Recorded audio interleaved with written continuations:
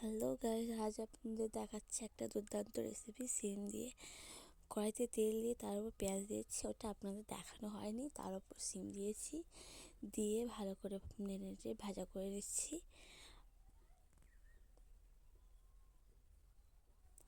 ভালো করে একটু ভাজা হয়ে গেলে স্বাদ মতো নুন দিয়ে দিচ্ছি,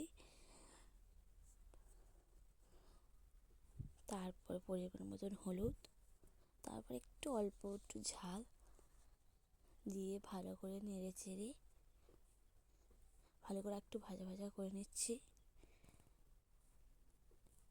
একটু তেল দিয়েছি, তেল একটু কম হয়েছিল ভাজাতে, একটু তেল দিয়ে দিলাম।